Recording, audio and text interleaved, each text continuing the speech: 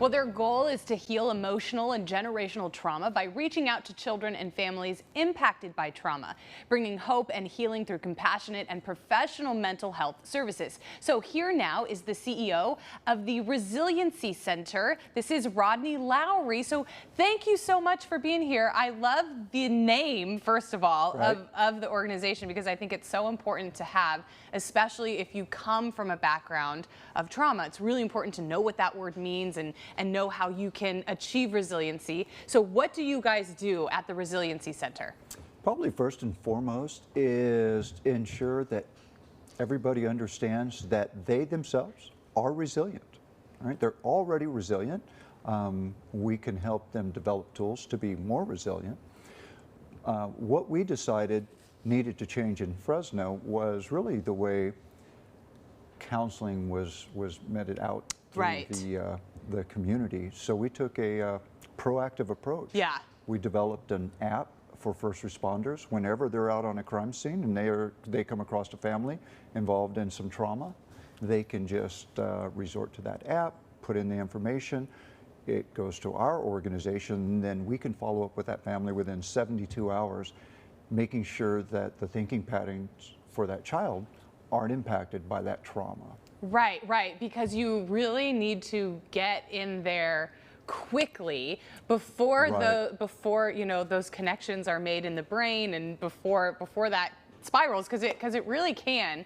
And I like this idea. I've sort of run into this with some charity work that I do, that it's really hard to get folks that you want to help to come to you. Mm-hmm. You know, you can offer all the services in the world and you can say, I'm here to help, but a lot of times you have to go to them, to where they are. So what are some of the programs and interventions that you guys do and have?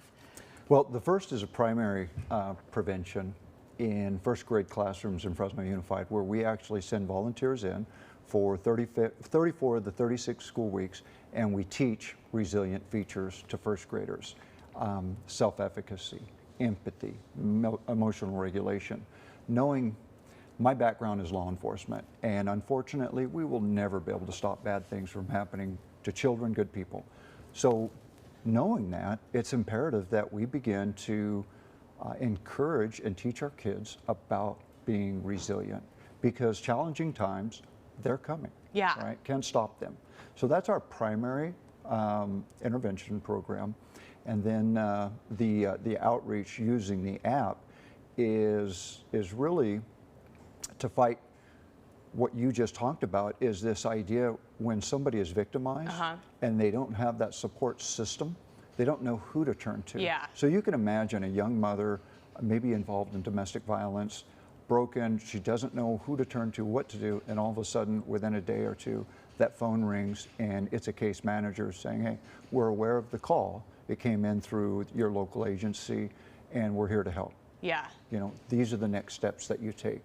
That warm handoff compared to the brochure or, you know, a 1-800 number it's just made all the difference in the world. I think that is so true for anything. If there was somebody who called me and was like, Emily, I've noticed that you've been depressed or you're really anxious, would you like to set up an appointment with a therapist? How many more people would say yes when they receive that call than would actually take initiative to make that call? I think you get so much better results when you're proactive like that. How long have you guys been around, and then what do you think the future of the Resiliency Center is? Well, we launched right in the onset of COVID. Okay. So that was that was interesting. That was a learning curve for us. Sure. But it was probably 18 months through that.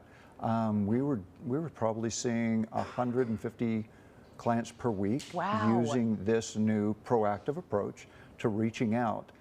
What do we see in the future? We really see lending the app that we're introducing into first responders as really a new tool, a relevant tool, Right.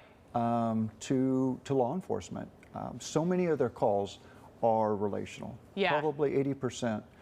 And this app will actually allow them to connect better with the families, ensure that the call or that circuit is completed Right. by them helping the families move from whatever direction they need to go. Yeah. So we see this being integrated into maybe fire, school districts, healthcare.